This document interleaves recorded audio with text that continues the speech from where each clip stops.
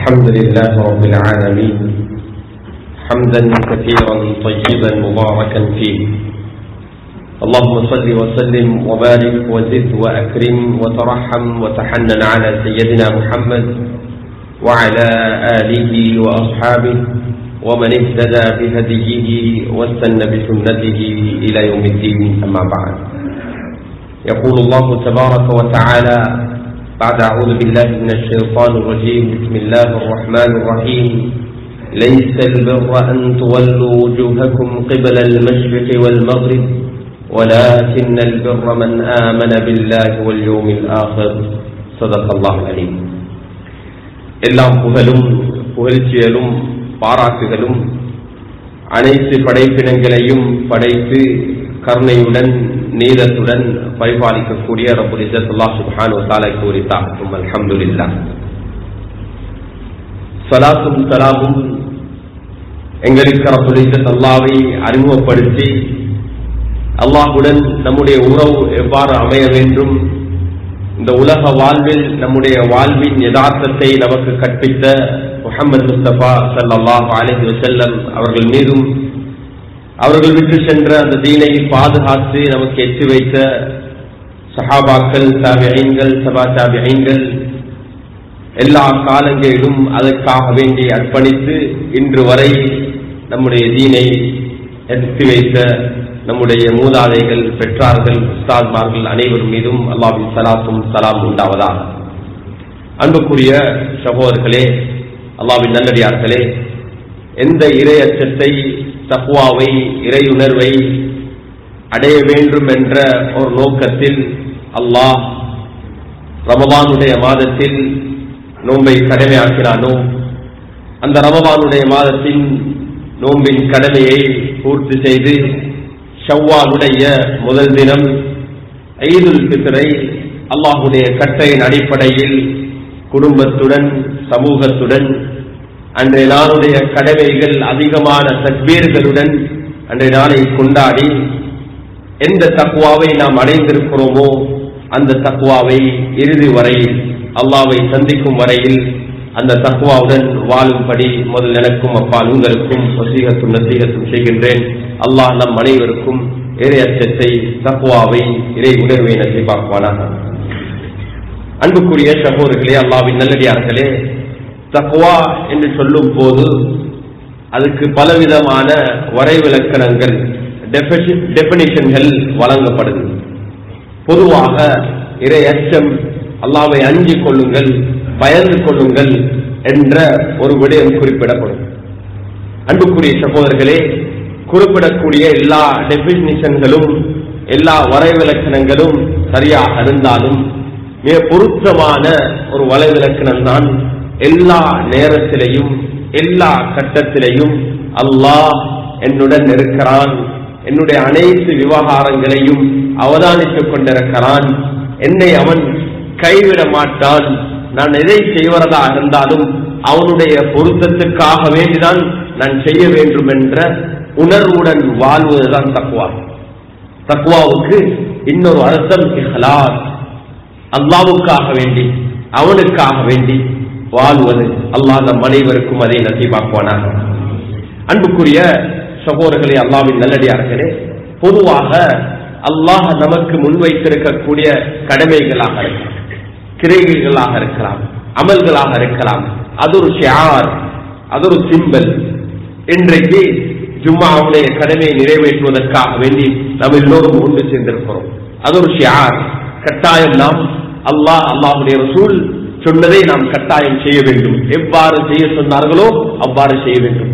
ஆனால் அன்புக்குரிய சகோதரர்களே, அந்த ஷிஆர்கள், அந்த கடமைகள், அந்த கிரைகளை வெறுமனே வெளிரங்க ரூபத்தில் நாம் ஒன்று கூடுகிறோம், செய்கிறோம் என்ற அடிப்படையில் நனவை அடைய முடியாது, பிர்ரை அடைய முடியாது, அல்லாஹ்வுடைய பொருத்தத்தை அடைய முடியாது.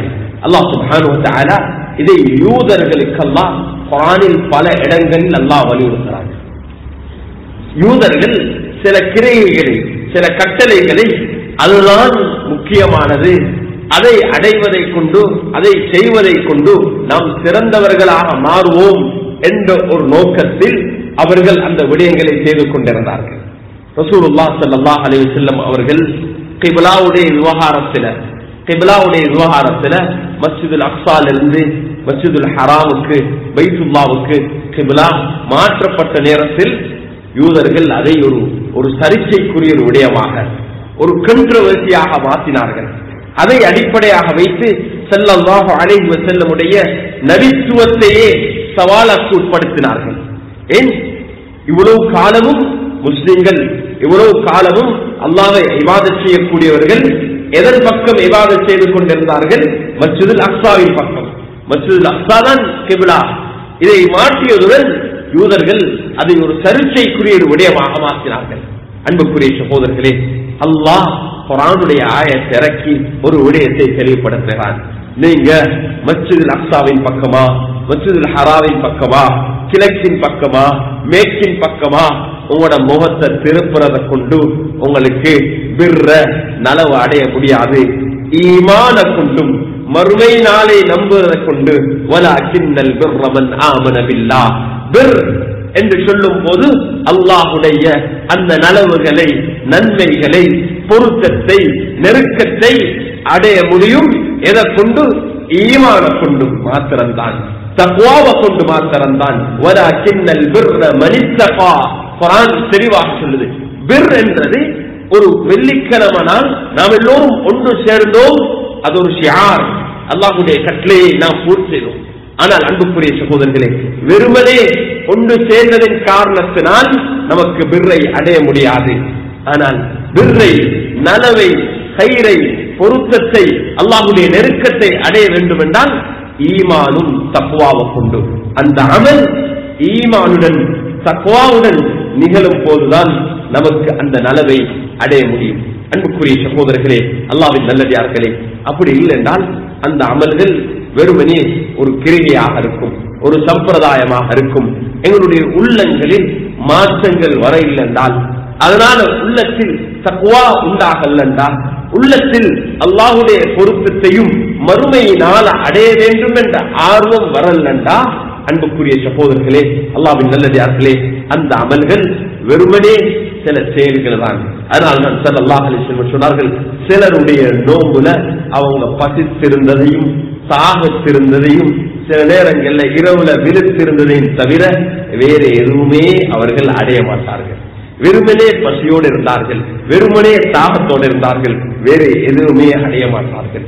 நோம்பு பிடிச்சதுக்கு பின்னால இன்று அந்த தக்வா உணர்வுள்ள நாம் எல்லோரும் எங்களோட மனநிலையில கொஞ்சமாவது எங்களோட உள்ளத்துல அல்லாஹ்வை நான் சந்திக்கணும், அல்லாஹ்வை நான் சந்திக்கணும், மறுமை நாளுடைய ஆசை, ஆர்வமும் அல்லாஹ்வை சந்திக்கிறதுடைய ஆசை அந்த எங்களோட உள்ளத்தில் அதிகரிக்கலண்டா அந்த நோம்புல ஒரு கேள்விக்குறி இருக்குது.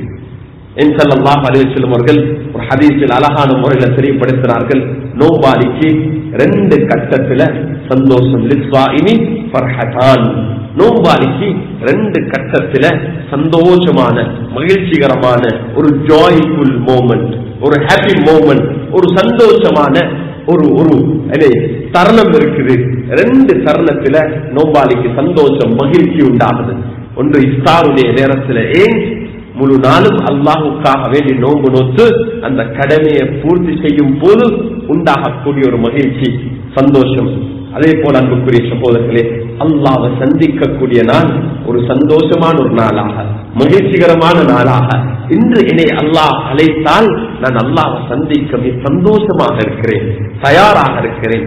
அல்லாஹ் நம் அனைவருக்கும், ஒவ்வொரு முஃமினுக்கும், ஒவ்வொரு முஸ்லிமுக்கும் அப்படியான உணர்வை அல்லாஹ் நசீபாக்குவானா. அன்புக்குரிய சகோதரர்களே, அல்லாஹ்வின் நல்லடியார்களே, இன்று முஸ்லிம்கள் உலகளாவ ரீதியில் ஒரு 2 பில்லியனை தாண்டி இருக்கு. எண்ணிக்கையில பெரிய எண்ணிக்கை, the largest population. உலகளாவ ரீதியில் முஸ்லிம்களுடைய வளங்களை எடுத்து பார்க்கும் போது அது மேற்கத்திய நாடுகளாக இருக்கலாம், அதே போல மத்திய கிழக்கு நாடுகளாக இருக்கலாம். இன்னும் எந்த நாடு எடுத்தாலும் முஸ்லிம்களுக்கு இருக்கக்கூடிய பொருளாதார வளம் எடுத்தால் அது வேற யாருக்கும் இல்லாத அளவுக்கு அல்லாஹ் ஒரு பொருளாதார வளத்தை வழங்கியிருக்கிறார். 50க்கு மேற்பட்ட முஸ்லிம்கள் ஆளக்கூடிய, முஸ்லிம்கள் தலைவர்களாக, ஆட்சியாளர்களாக இருக்கக்கூடிய அதிகமான நாடுகள் இருக்குது.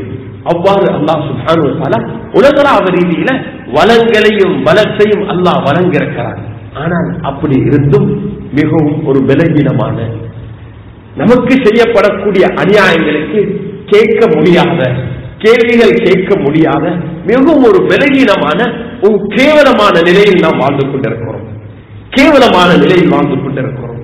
அன்புக்குரிய சகோதரர்களே, அல்லாஹ்வின் நல்லடியார்களே, எல்லா இடத்திலேயும் ஒரு அச்சுறுத்தல் நமக்கு, நம்மை ஒரு தீவிரவாதியாகவும் சித்தரிக்கப்பட்டு நாம் இந்த உலகத்துக்கு பிரச்சனைக்குரியவர்களாக சித்தரிக்கப்பட்டு நமக்கு செய்யப்படக்கூடிய அநியாயங்கள் நியாயப்படுத்தப்பட்டும் எங்கள ஒரு சிலரான நடக்கக்கூடிய தவறுகளை பூகம்பமாக காட்டி இதுதான் முஸ்லிம்கள் என்று சொல்லி சித்தரிக்கக்கூடிய ஒரு உலகத்தில் வாழ்ந்து கொண்டிருக்கிறோம். இதை தட்டி கேட்கக்கூட சக்தி இல்லாத, தைரியம் இல்லாத ஒரு நிலை முஸ்லிம் உலகத்துக்கு, முஸ்லிம்களுக்கு இருக்கு. அன்புக்குரிய சகோதரர்களே, இதுக்கான காரணம் கேட்டா தொழுகையாளிகள் குறைஞ்சிருக்கிறாங்களா என்றா இல்ல, குர்ஆன் ஓதக்கூடியவங்க குறைஞ்சிருக்கிறாங்கன்னா கேட்டா இல்ல, நோம்பு பிடிக்கக்கூடியவங்க குறைஞ்சிருக்கிறாங்கன்னு கேட்டா இல்ல, உம்ரா செய்யக்கூடியவங்க குறைஞ்சிருக்கிறான்னு கேட்டா இல்ல, ஏறிய காலங்களை விட அதிகமாக. இந்த முறைதான் உலகத்துடைய ஸ்டாட்டிஸ்டிக்ல சொல்லப்படுது. ஒரு நாள், ஒரு இரவு ரமதானுடைய மாதத்துல ஒரு நாள் 5 லட்சம் பேர் ஒரே நேரம் உம்ரா செஞ்சதாகும்.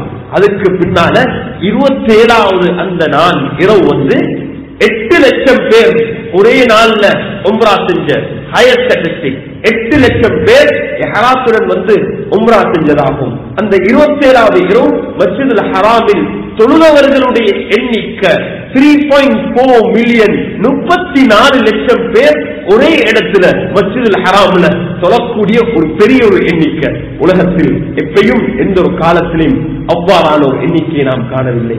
இபாதத்தில் குறைவா, தொழுகையில் குறைவா, குர்ஆனுடைய ஓதல் எடுத்தால் அல்ஹம்துலில்லாஹ் ஒரு காலம் இருந்தது 30 வருடங்களுக்கு முன்னால, 20 வருடங்களுக்கு முன்னால் எடுத்தா எங்க நாட்டுடைய ஹாஃபில்களுடைய எண்ணிக்கை மிக குறைவாக இருந்தது. இன்று ஹாஃபில்களுடைய எண்ணிக்கை எவ்வளவு! அல்லாஹு அக்பர், அல்லாஹு அக்பர், எல்லாம் புகழும் அல்லாஹ்வுக்கு. இவ்வாறான ஏராளமான நலவுகள் மஸ்ஜிதுகளுடைய எண்ணிக்கை எடுத்தா எங்க நாட்டில் மட்டும் 3150க்கு மேற்பட்ட மஸ்ஜிதுகள். அல்லாஹு அக்பர். இந்தோனேஷியாவில் எடுத்தா 8 லட்சத்துக்கு மேல மஸ்ஜிதுகள். இந்தியா எடுத்தா 4 லட்சத்துக்கு மேல மஸ்ஜிதுகள். அல்லாஹு அக்பர். அல்லாஹ்வை தொழக்கூடிய வணக்க ஸ்தலங்கள் ஏராளம் இருக்குது. இபாதத் செய்யக்கூடியவங்க இல்லாம இல்ல. அன்புக்குரிய சகோதரர்களே, இபாதத்தில் நடக்குது, தொழுகைகள் நடந்து கொண்டிருக்குது. ஹஜ்ஜிக்கு போகக்கூடியவர்கள் அல்லாஹ் அக்பர் ஏனைய காலங்களுடன் ஒப்பற்ற நேரத்தில் எத்தனை குறைஞ்சது ஒரு வருஷத்துக்கு 3 மில்லியனுக்கு மேல மக்கள் ஹஜ்ஜிக்கு போயிட்டு கொண்டிருக்கிறார்கள். அமல் இபாதத்தில், தர்மங்களில், குர்ஆன் திலாவத்தில் குறைபாடுகள் இல்ல, இருக்கதான் செய்து. ஆனால் அதை நாம் ஏனைய காலங்களுடன் ஒப்பிட்ட நேரத்தில் அதனுடைய எண்ணிக்கை கூடிதான் இருக்குது. ஆனா அன்புக்குரிய சகோதரர்களே, ஏன் நாங்க பலகீனமாக இருக்கிறோம்? துஆ செய்யக்கூடியவங்க இல்லையா? குனூத்த கையேந்து கடந்த 75 வருடங்களாக மஸ்ஜிதுல் அக்ஸாவுக்கு எங்க முஸ்லிம் உம்மா கையேந்து துஆ செய்யலையா?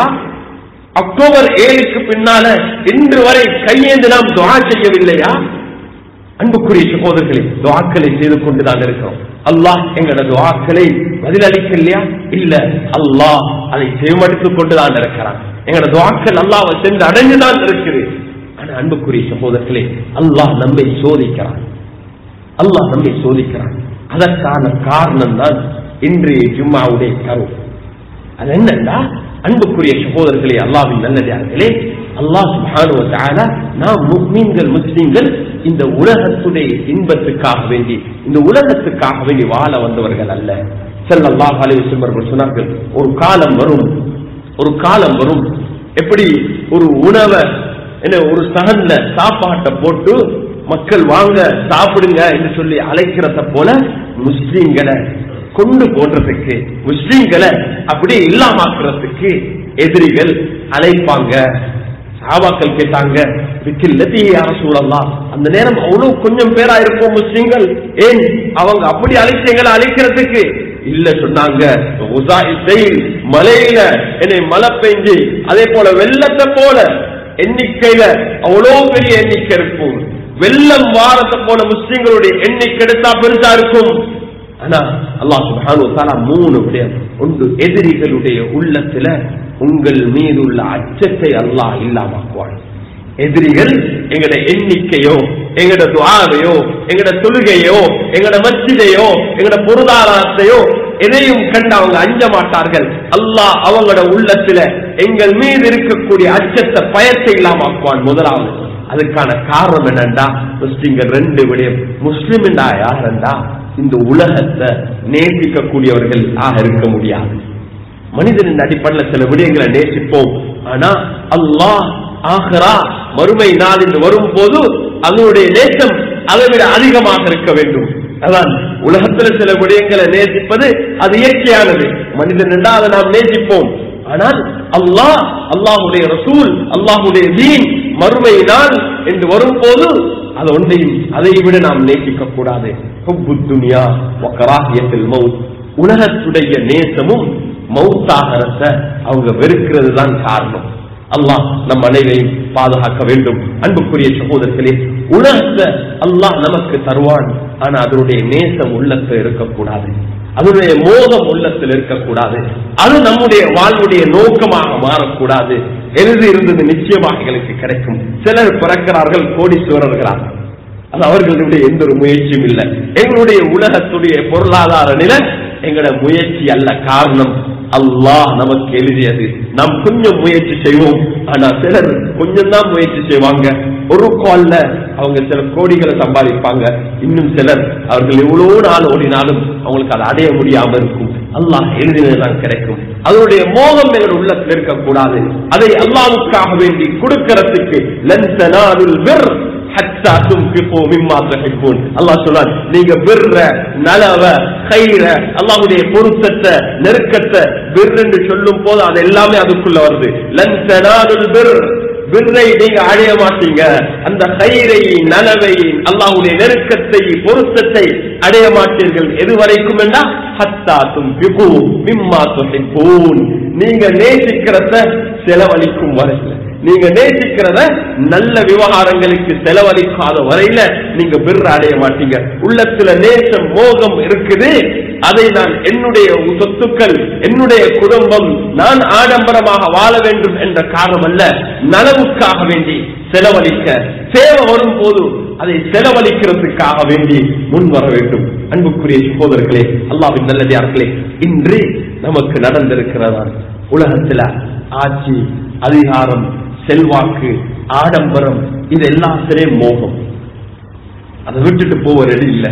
அதை நாங்க அநியாயம் மேல் மட்டத்தில் நடக்கிறது எங்களுக்கு விளங்குது. ஆனா துலும் இன்னொரு ஆளின் அழகான முறையில் வழங்கப்படுத்தினார்.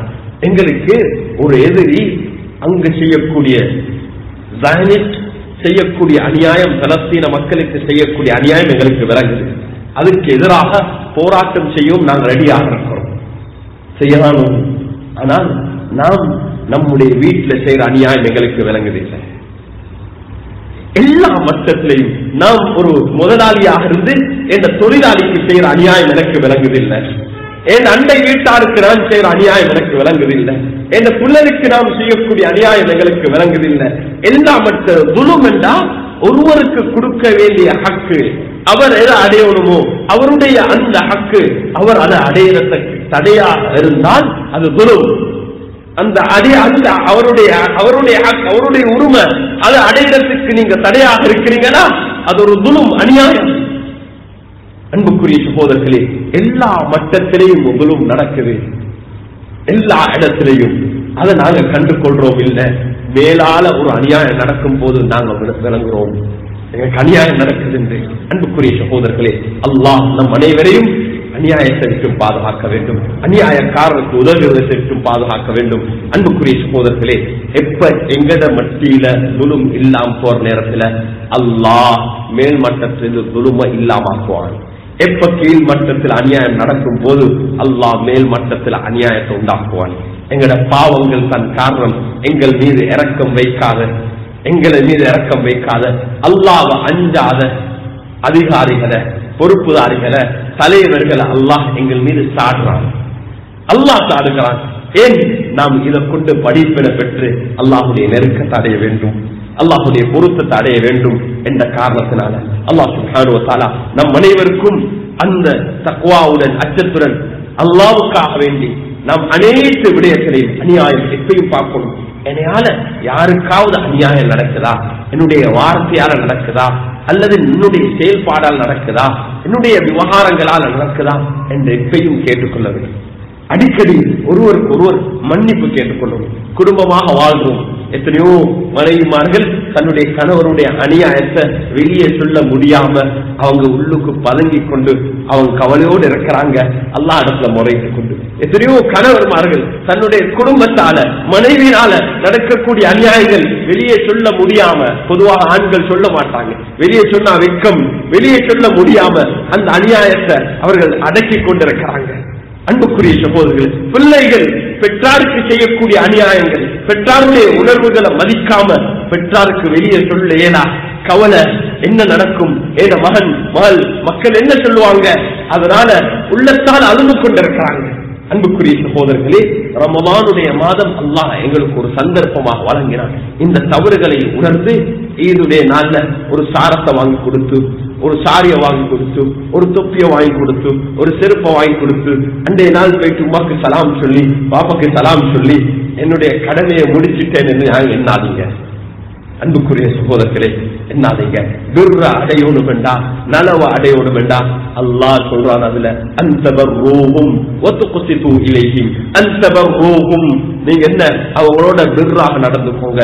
பெற்றாரோடையும் அண்டை வீட்டாரோடையும் உங்களுக்கு அநியாயம் செய்யாத, உங்களோட நல்ல நடக்கக்கூடிய அந்நியர்களுடனும் பிர்ராக நடந்துக்கோங்க, ஹைராக நலவாக நடந்துக்கோங்க, நேர்மையாக நடந்துக்கோங்க.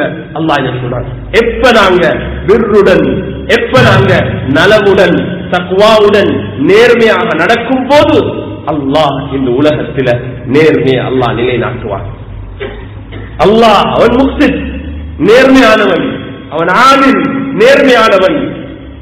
அல்லாஹ் பர்ருர் ரஹீம், அல்லாஹ்வும் பர்ருர் ரஹீம். தன்னை பற்றி சொல்லும் போது பர், அல்லாஹ் சொல்றான் பர்ருர் ரஹீம், நான் மிகவும் இரக்கம் கருணையுள்ளவன்.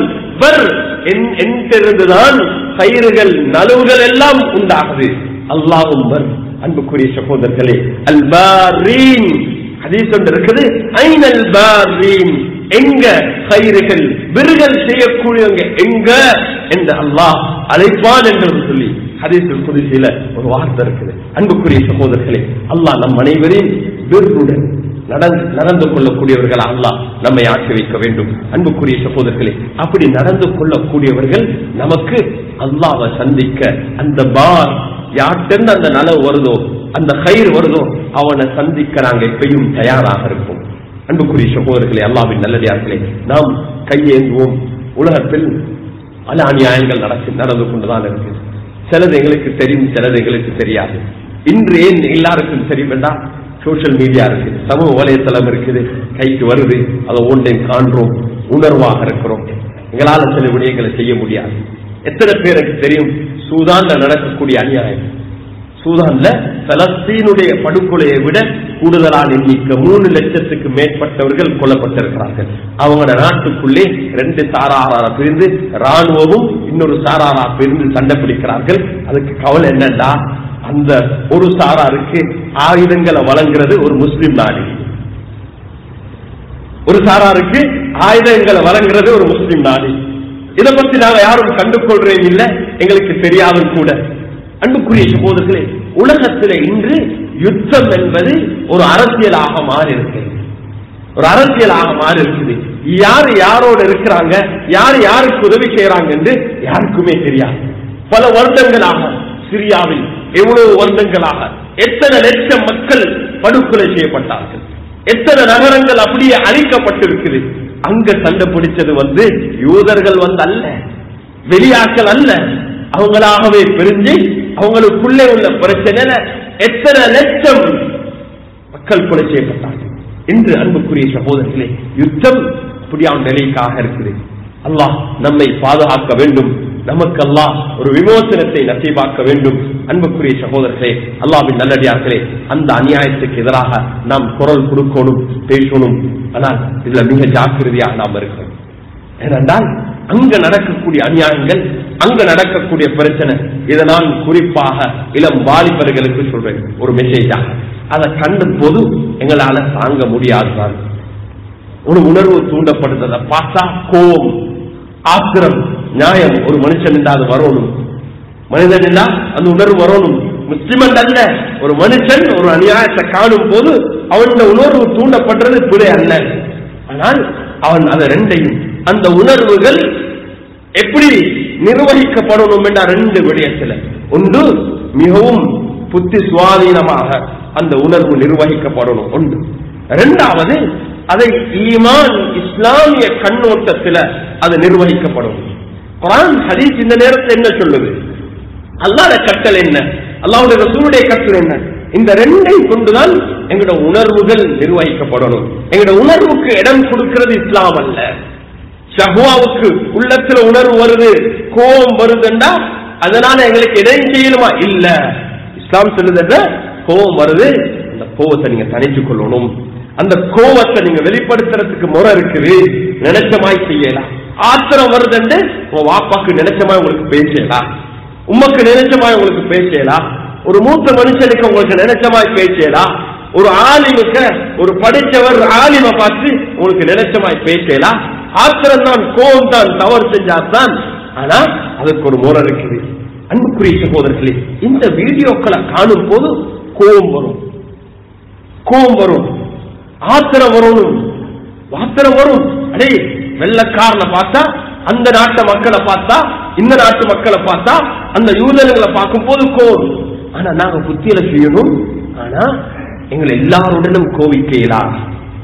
அதுல யார் அநியாயக்காரன் எங்களுக்கு தெரியுமா? யார் அநியாயக்காரன் தெரியுமா? தெரியாது. யார் அநியாயத்துக்கு உடந்தையாக்கிறாங்கன்னு எங்களுக்கு தெரியுமா? தெரியாது. சட்டத்தை எனக்கு கை கெடுக்கலுமா? இயலாது. நான் சட்டத்தை கை கெடுத்தா எனக்கும் அந்த அநியாயக்காரனுக்கும் வித்தியாசம் இல்லை. நானும் ஒன்று அநியாயக்காரனா மாறுவேன். அன்புக்குரிய சகோதரர்களே, அல்லாஹ்வின் நல்லடியார்களே, இந்த காணும் போது அந்த உணர்வுகளை யாருக்கு கண்ட்ரோல் பண்ணீங்களாவோ நீங்க அதை பார்க்காதீங்க, ஆஃப் பண்ணிடுங்க. அதை ஆஃப் பண்ணிடுங்க. அந்த உணர்வுகளை பயன்படுத்தி அந்த நீங்க என்ன செய்யக்கூடாது, அதை ஒரு காரணமா பயன்படுத்தி எங்கட நாட்டில் இங்க அமைதி இல்லாத ஒரு நிலையை உருவாக்காதீங்க. உலகத்தில் நடக்கக்கூடிய இந்த விடயங்கள் அதுக்கு எதிராக எங்களுக்கு ரெண்டு விடயம் தான் செய்யலாம். ஒன்று துஆ செய்யலாம், உள்ளத்துல கவலைப்பட்டு துஆ செய்யலாம், கட்டாயம் ஒவ்வொருத்தரும் செய்யணும். இரண்டாவது எங்களோட குரல்ல நாங்க குரலால எழுதி சொல்லலாம், இதை நாங்க வன்மையா கண்டிக்கிறோம், அவ்வளவுதான். அதுக்கு மேல எங்களுக்கு எதையுமே செய்ய முடியாது. எங்களுக்கு பொறுப்பானவர்களுக்கு நாங்க சொல்லலாம், இதுக்கு எதிராக நீங்க நில்லுங்க, அநியாயக்காரருக்கு நீங்க உதவானம் என்று சொல்லலாம், அவ்வளவுதான். துஆ செய்யலாம், கவலைப்படலாம், எழுத்து மூலம் வாய் மூலம் எங்களுக்கு எங்கட கருத்தை எங்கட விடயங்களை ஜனநாயக முறையில சட்ட விரோதம் இல்லாம வெளிப்படுத்தலாம், அவ்வளவுதான். அதுக்கு மாறாக அன்புக்குரிய சகோதரர்களே, எங்கட உணர்வை நாங்க கை கெடுத்து சட்டத்தை கை கெடுத்து எங்களுக்கு செயல்பட முடியாது. அவ்வாறு செய்யறதின் ஊடாக நலவைகளுக்கு அடையலாம், கைரைகளுக்கு அடையலாம். அன்புக்குரிய சகோதரர்களே, இப்படியான ஒரு சூழல் உலகத்தில் இருக்கு. அவ்வாறு எங்கட உணர்வுகளை தூண்டி எங்கட வாலிபர்களை சில விஷயங்களை செய்ய வைத்து அதனால திரும்பவும் முஸ்லிம்களை கொச்சப்படுத்தி முஸ்லிம்கள் தான் இதுக்கு காரணம் என்று சொல்லி உலகத்துக்கு சித்தரிக்கக்கூடிய ஒரு நிலைமையை உருவாக்கக்கூடிய ஒரு முயற்சி செய்து கொண்டிருக்கிறார்கள். அப்படியான நிலைமை எங்கட நாட்டில் நடக்கக்கூடாது. அவ்வாறு வாலிபர்கள் மன அழுத்தத்தோடு இருக்கிறாங்க என்று தெளிவினாங்கடா, நீங்க அவங்கள கூடுவாங்க, பேசுங்க, அவங்களோட அழகா பேசுங்க, அவங்கள மக்களோட சேர்த்து வைங்க, தனிச்சிடாதீங்க. நீங்க இன்டர்நெட் உலகத்தில் இருக்கிறீங்க, அது அல்ல உண்மையான வாழ்க்கை. நீங்க செய்ய வேண்டிய ஏராளமான கடமை இருக்குது, அதை மறந்துடாதீங்க. அல்லாஹ் உங்கள்கிட்ட கேட்க போறல்ல, நீ ஏன் அங்க போகல, நீ எங்க அந்த அநியாயத்தை நிப்பாட்ட போகல, அல்லாஹ் கேட்க மாட்டான். ஆனா உன வீட்டுக்குள்ள நடக்கிற விஷயத்த அல்லாஹ் கேட்பான், உங்களோட அக்க பக்கத்துல நடக்கிற விடயத்தெல்லாம் கேட்பான். நீ மஸ்ஜிதுக்கு தொலை போகலையா, உங்களோட வீட்டு பக்கத்துல ஒருத்தர் பசியோட இருக்கிறான், அவனுக்கு நீ உதவி செய்யல அல்லாஹ் கேட்பான். வீட்டுக்கிட்ட ஒரு அநியாயம் நடக்குது, அந்த அநியாயத்தை நீ தடுக்கலையா, அல்லாஹ் அதை கேட்பான். அன்புக்குரிய சகோதரர்களே, அதுக்கு மேல உங்களோட சக்திக்கு அப்பால் அல்லாஹ் கேட்க போறல்ல. ஆனா நீங்க இன்டர்நெட்ல கூடியாக இருக்கிறதுனால, சோசியல் மீடியால கூடியா இருக்கிறதுனால அது தொடர்ந்து பார்த்து பார்த்து ஒரு பெரிய மன அழுத்தம் உங்களுக்கு உண்டாகும். இன்று ஒரு வாலிபர் எனக்கு கால் பண்றாரு, அர்ஜென்ட் மெசேஜ் போடுறாரு, எனக்கு உங்களோட பேசணும், எனக்கு தூக்கம் இல்லை என்றார். கூட என்ன சொன்ன, இல்ல கடந்த நாட்களாக பெருநாளும் நான் ஒடுக்கல்ல, இந்த நடக்கக்கூடிய அநியாயத்தை பார்த்து பார்த்து பார்த்து எனக்கு தூக்கம் இல்லை, எனக்கு சரியான ஆத்திரமாக இருக்குது, ஏதாவது செய்யணும் போல இருக்குது, எனக்கு வழிகாட்டுங்க. அன்புக்குரிய சகோதரர்களே, நான் சொன்னேன் நீங்க முதலாவது செய்யணுமா என்னன்னா, அந்த போன குழந்தை எனக்கு தாங்க, நீங்க இன்டர்நெட்டை பாய்க்குமான ஒரு மாசத்துக்கு நீங்க 5 நேரம் தொலை போங்க, வேலைக்கு போங்க, அதான் நீங்க முதலாவது செய்ய வேண்டியது. நீங்க முதலாவது செய்யணும் என்ன, அந்த போனை தாங்க, இன்டர்நெட்டை பயன்படுத்தவான, வேலைக்கு போங்க. அதுக்கு வேலைக்கு போயலாம், வீட்டுல நோனாவோட சந்தோஷமா இருக்கலாவாம். அன்புக்குரிய சகோதரர்களே, கவலை வரும் தான், ஆனா அந்த கவலை எங்களை மிகைக்க முடியாது. எங்களை மிகைத்து நாம் ஒரு மனிதன் ஒரு மிருகமாக மாற முடியாது. நாம் அந்த மனித உணர்வுடன் எங்களுடன் இருக்கக்கூடியவர்கள். இதுதான் எங்களோட தீன். இதை நாம் நல்லா நன்கு விளங்கிக் கொள்ள வேண்டும். அதனால் அன்புக்குரிய சகோதரர்களே, அல்லாஹ்வின் நல்லடியார்களே, ரமலானுடைய மாதத்தை முடித்து ஷவ்வாலுடைய மாதத்தில் இருக்கிறோம். இந்த மாதத்துல 6 நோன்பு அதிகமானவங்க பிடிச்சிருப்பீங்க. அப்படி இல்லைண்டா மாதம் முடிய முன்னால ஷவ்வாலுடைய 6 நோன்பை பிடிங்க. முழு வருடமும் நோம்பு நோத்த நன்மை கிடைக்கும். அந்த நோம்பை பிடிக்கிற நோக்கம் என்னன்னா, அல்லாஹுடைய பொருத்தத்தை தக்வாவை அடையணும். நோம்பு பிடிக்கிற நோக்கம் அல்ல, நன்மையை அடையணும், தக்வாவை அடையணும். அதே போல ஷவ்வால், துல்காதா, ஹஜ்ஜுடைய மாதத்தில் இருக்கிறோம். இதெல்லாம் ஹஜ்ஜுடைய மாதங்கள். ஷவ்வால், துல்காதா, துல்ஹிஜ்ஜா, ஹஜ்ஜுக்காக வேண்டி தயாராகிக் கொண்டிருக்கிறோம். ரமலான்ல தக்வாவை அடைவதற்காக வேண்டி நாம் நோம்பு நோத்தோம்.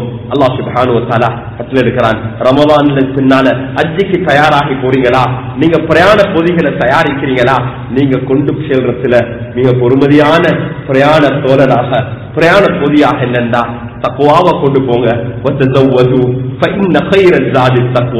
நீங்க உங்களுடைய ஜாதாக உங்களோட பிரயாணத்துக்கு தேவையான எல்லா விஷயங்களையும் ஏற்பாடு செய்றீங்க. ஹோட்டல் ஏற்பாடு செய்றீங்க, டென்ட் எங்க பாக்குறீங்க, எந்த குரூப்ல போகணும் என்று பாக்குறீங்க, தேவையான எல்லாத்தையும் ஏற்பாடு செய்றீங்க. தக்வாவை மறந்துடாதீங்க, நீங்க தக்வாவை கொண்டு போங்க.